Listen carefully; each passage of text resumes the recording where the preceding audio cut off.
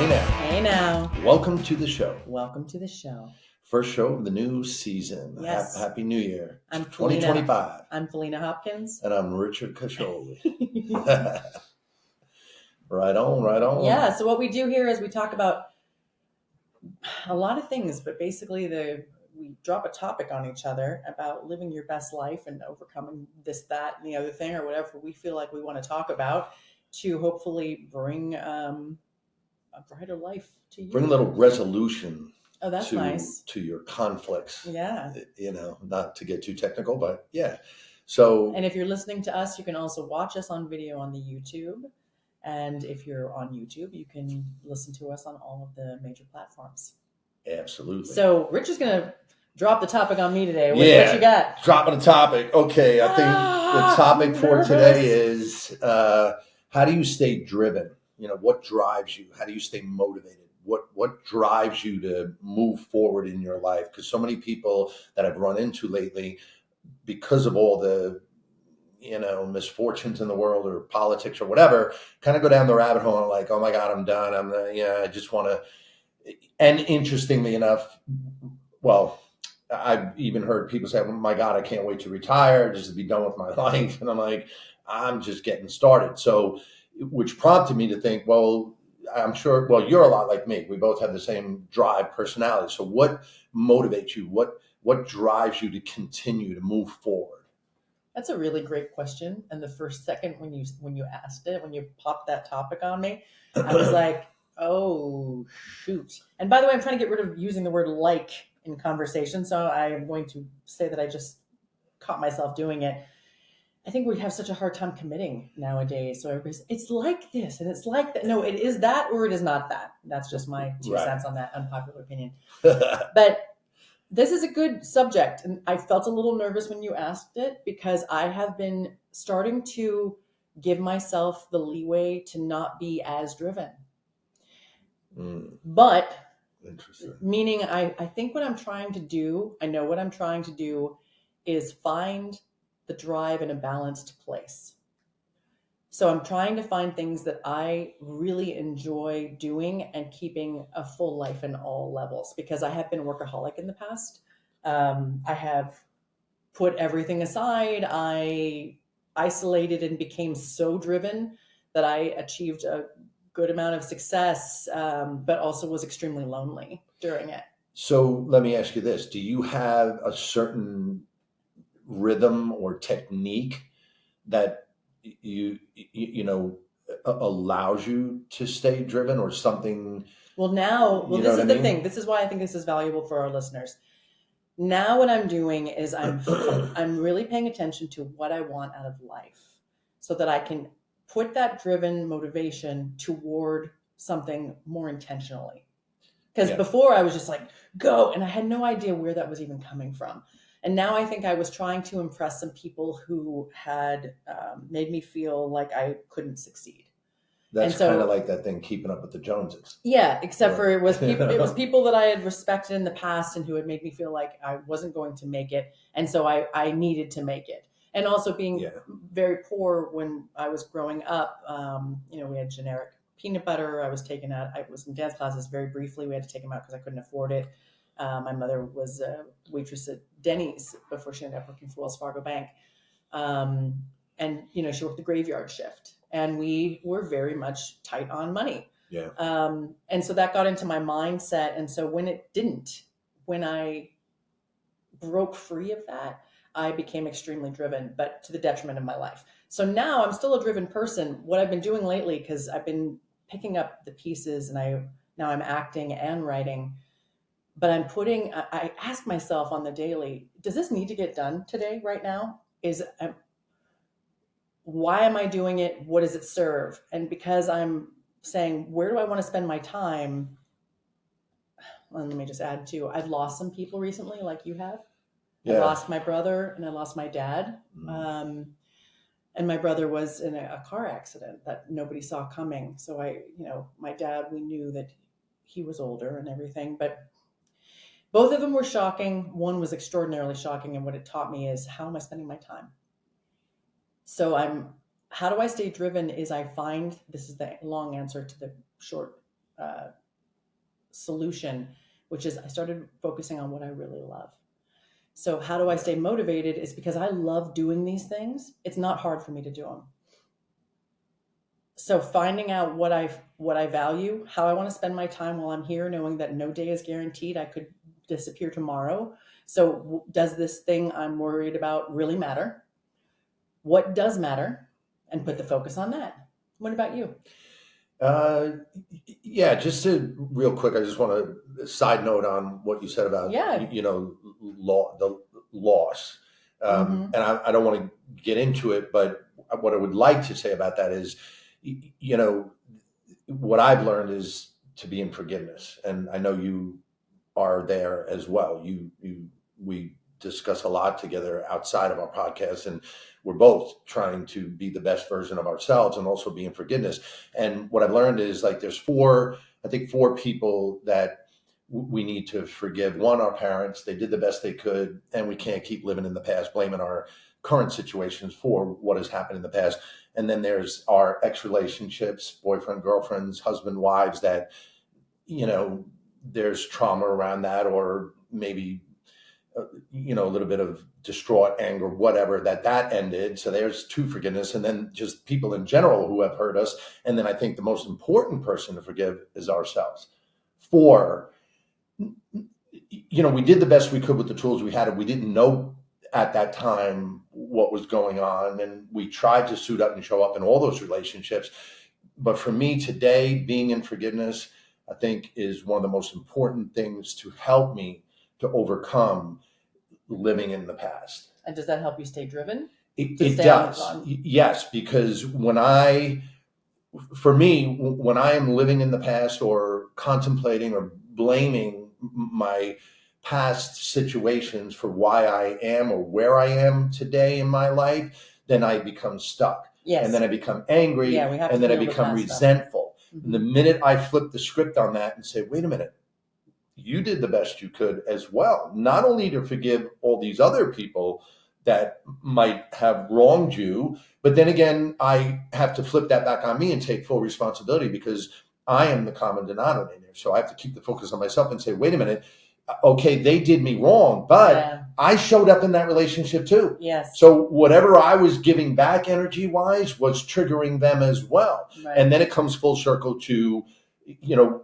what we discussed at lunch today. We're all programmed at an early age. So you're saying then how this applies to being driven is that you have, because I was thinking this as I was saying about how I stay driven, it's also having to heal the past stuff so that I'm focusing on the right things.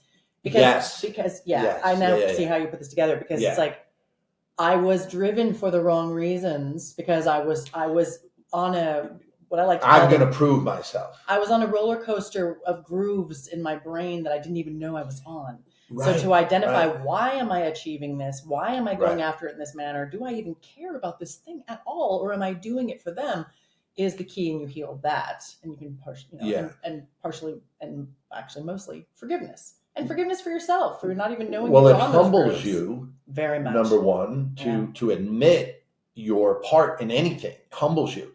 You see in the world, so many people are very self-righteous in that, no, you did me wrong. But whoa, we're both in this relationship. So you had a part, I had a part. If you're not willing to look at yourself and your part. So anyway, that being said, to come full circle. We actually saw something like this kind of. At lunch. We don't know. We don't know what we're going to tell a story of what we just saw a couple go through. But we don't know what their history is. Right. But it did not look good. What was happening in that moment? So tell what happens a little bit. We were at lunch and we were talking to the couple next to us, and then another couple was next to them. There was a guy by himself, and he chimed in on our conversation because we were talking about birthdays and stuff like that. Talking about astrological signs. Yeah. And all of a sudden, this other woman comes up to the table. First say, because we're not a couple. And the couple next to us was also not a couple. Right. So we were all talking about astrological signs and how we connect and we become friends with people and stuff like that. And then the woman who had started this astrological stuff is the one next to us. And she and I shared the same birthday. So the guy overheard us and said birthday, August 16th. And he goes, did I hear you say August 13th? And we said 16th. He goes, oh my gosh, because I was going to say, how is it that 3 tables, and there were only 3 tables against this particular wall, all had August, but he was August 13th.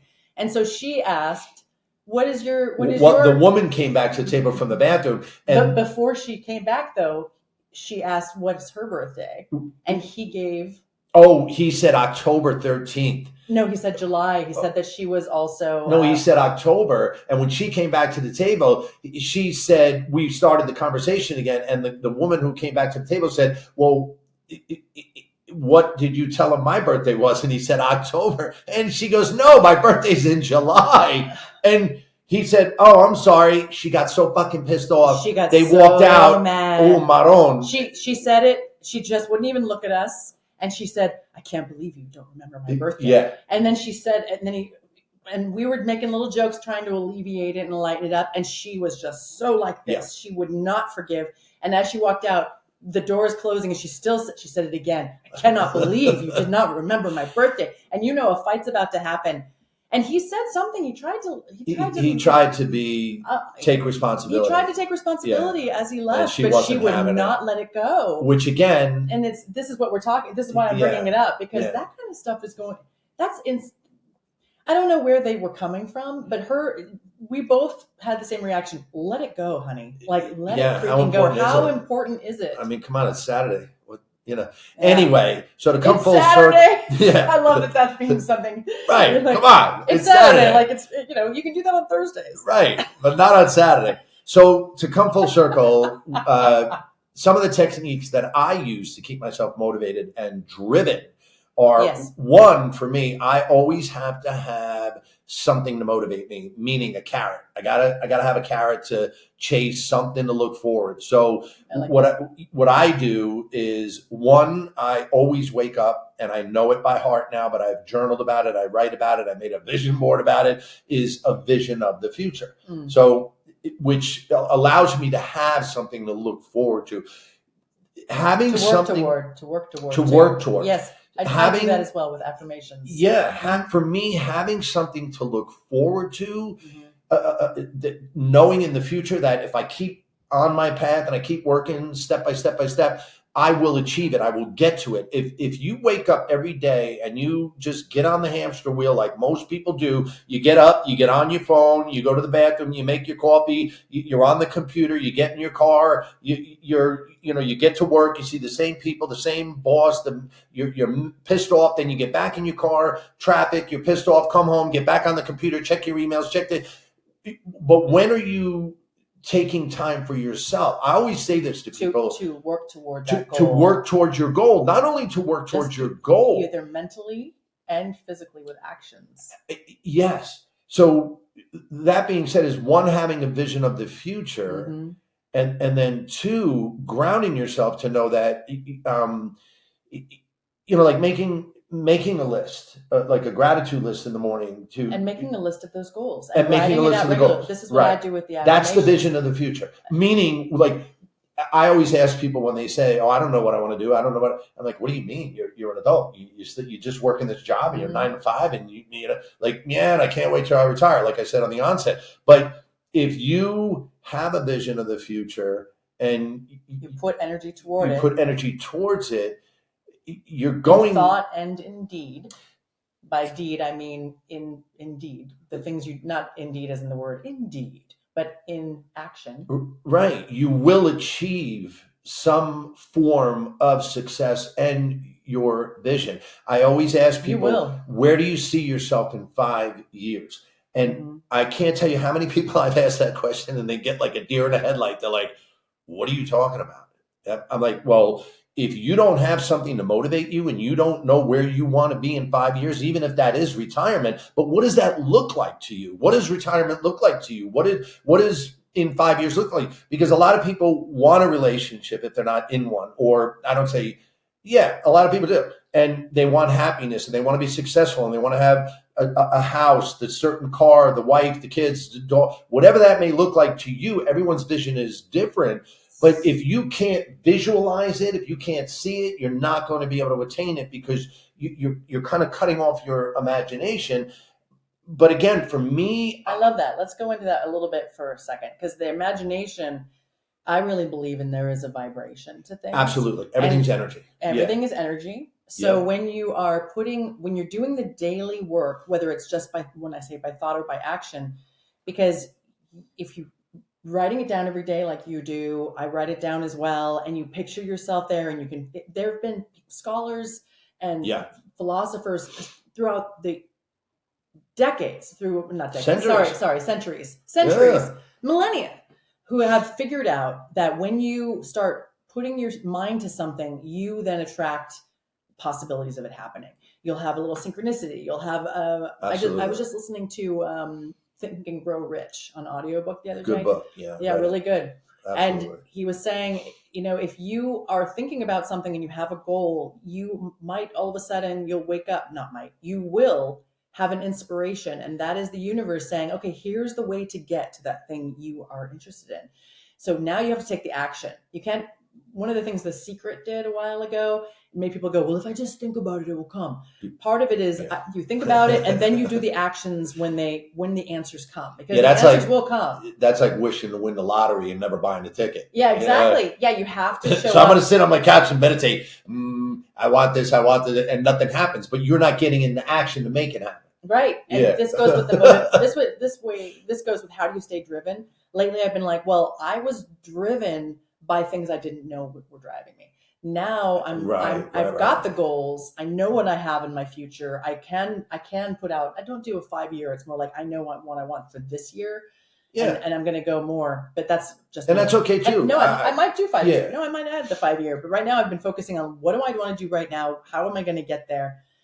And in order to do that, I had to do what you're saying. I had to and that gave me the drive, because now my drive is self-directed. It's not directed by my past and my bad programming. Yeah.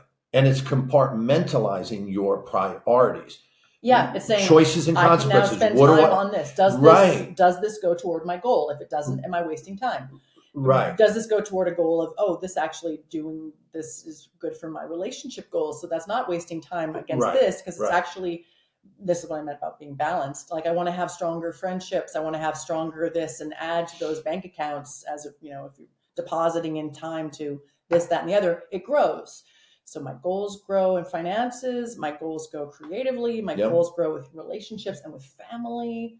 And it took me actually being intentional. I think doing this type of work, the vision of the future, writing what your goals are, it opens opportunity for you without you even knowing, because subconsciously you're telling yourself what I want. So like every day when I wake up, I have that vision of my next chapter already in my head, and I know what it is that I want, and I know what it's going to take to achieve that. So in the back of my head, unconsciously, I'm always thinking and motivated to try to generate and do the right thing in order to get to that next level, instead of being complacent. And that's not meaning you can't. Or not even, it's complacent, or it's, if you're unintentional, like you're not aware, you're just, because life will bounce you around like a boat on the ocean. Yeah. Life is like, but look at this fuzzy thing. Look at this shiny thing. Look at this disaster. Do this. And none of these apply. And that's kind of part of the game of life. Yeah. Like, how do we get past the stuff that is so distracting? And the way you do it is by being focused. And if you do it on a daily thing, you will build it. You will build. And you cannot. I like that word. That's an important word. Distraction. It's almost like we look for distractions so that we don't have to sit with ourselves and think, what do I want in the future? What do I want out of my relationship? Like you just said, the goals that will kind of complete me. Look. Why do you think we do that? Well, because we don't want to sit. It's uncomfortable to sit in the seat of awareness and look at ourselves. Why though? Because we don't want to face ourselves. We don't want to face. And then there's also. I also think we want it so bad. Like, if I want a relationship so bad, it's hard for me to do the work, because what if I don't get it? Well, of course. Then you're like, oh my God, it's better to have the dream than to twofold. Not do the dream. Right? One part of that, to answer your question, one part of that I think is the fear of success. That's what I'm saying. And then the other part is the fear of failure. Mm-hmm. Either one, fear is shock. I can speak for myself, and you and I have had numerous conversations about this as well. Relationships. We've all been hurt, whether it's familiar, meaning family, familial, or in a romantic relationship Or or even in friendship, Sure. work, whatever. We've all been disappointed or hurt. And then that comes back to expectations. If we put expectations on one another, we're going to get hurt because we're setting ourselves up for a hurt if the expectation doesn't come to fruition the way we want it, like a relationship, a job, the house, whatever. But again, then there's the humility in it. We have to humble ourselves. And for today, my main thing is. Wait, what do you mean about the humility? You have to humble yourself. Well, you have to be humble in the sense that you have to set your goals.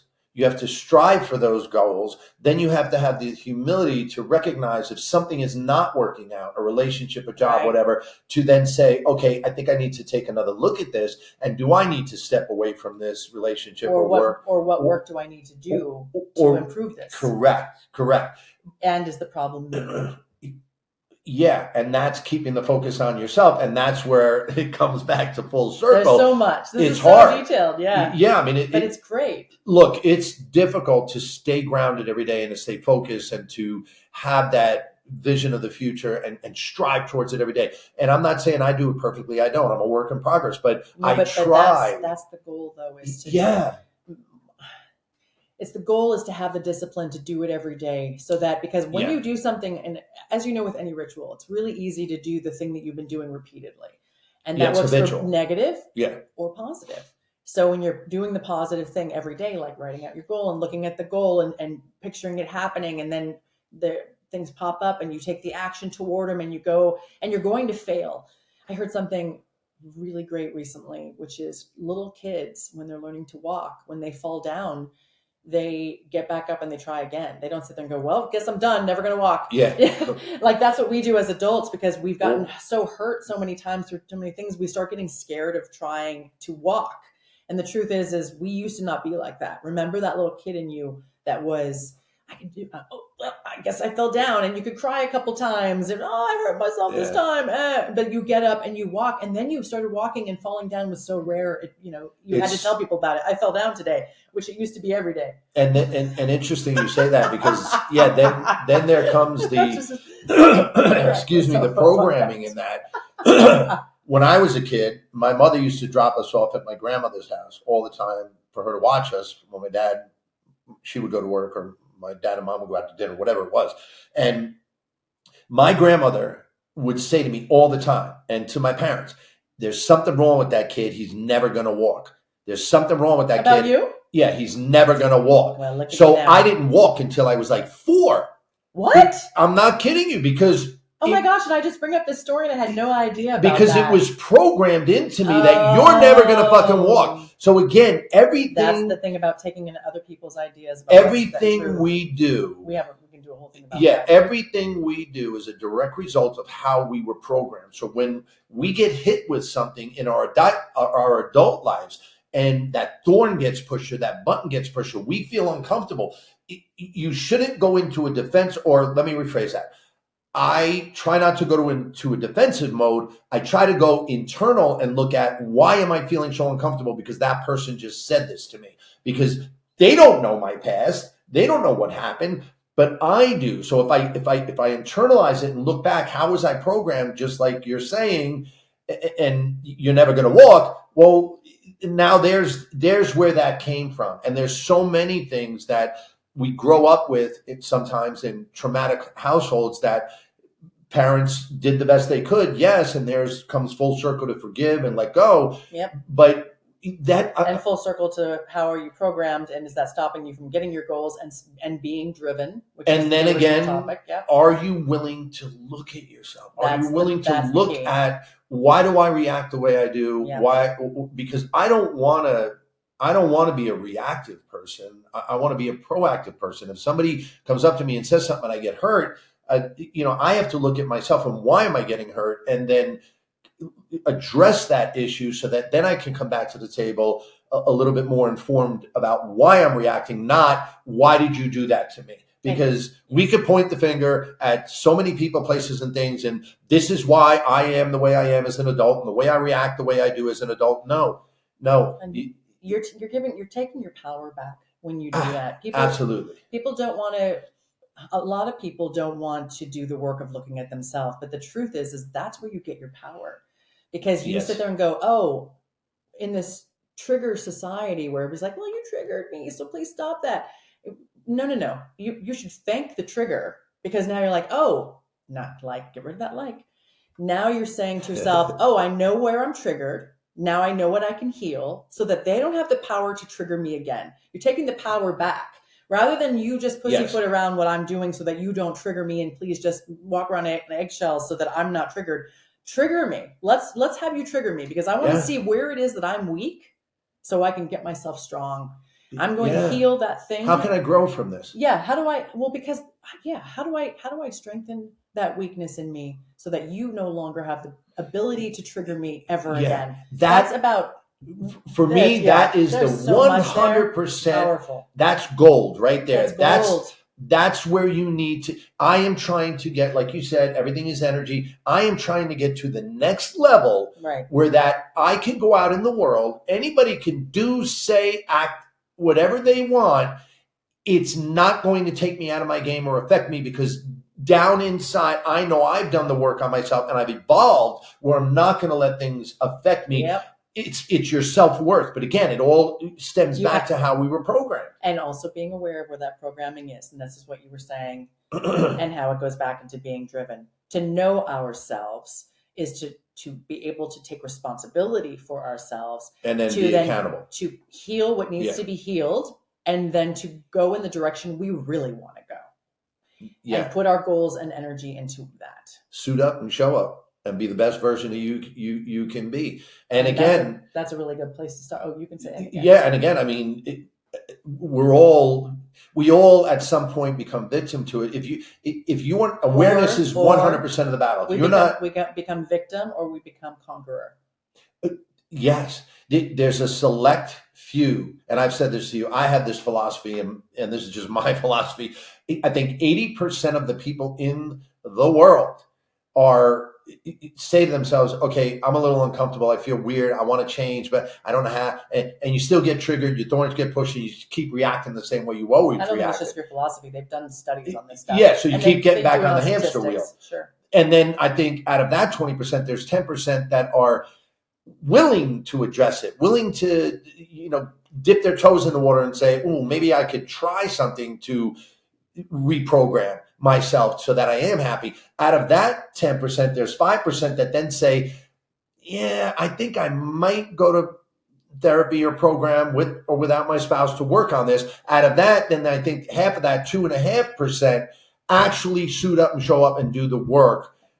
It's awareness. Again, if you're not aware of what and how you react, there's no way you're going to be able to address it or say, I need help with this. Okay, and so just to button on what you just said, what percentage are you going to be? And that's why we're having the podcast, because we want that percentage higher. Yes, I have faith in humanity that most of us, especially in this day and age, therapy is no longer looked down upon. Working on yourself is no longer looked down upon. For the most part. After your well, for the most part. But I'd say the older generation is still holding on to it, but they're not going to be here forever. Where the younger generation is embracing the fact that we can do whatever we want. We have to go after it. And so we're trying to help more people know you get to go and get whatever you want. Address your issues, address yourself. Heal that stuff so you can conquer it. If you feel uncomfortable, well, it's okay to feel uncomfortable. And that's just, and I've been sponsoring kids for a very, very long time, decades, over 30 years. And I tell my kids all the time, what you are going through right now is legit. So when your parents say, oh, I'll give you something to cry about, or wait till you become an adult, that's not important what you're going through in school. It is. Everything we go through at whatever age is important, and what you're feeling is legit, because it's where you're at in your process. And if you haven't had any experience to look at it, to fix it or reprogram yourself, well, then you're going to keep doing the same old thing, right? I mean, right. And that's what we're talking about. And then you're going to get the same old result. Yeah. And so become aware of yourself and take control. Absolutely. Take your control back. Yeah. Thank you so much for being with us. This has been Hey Now, and you can follow us on all the places. Please give us a rating and tell your people. Ciao.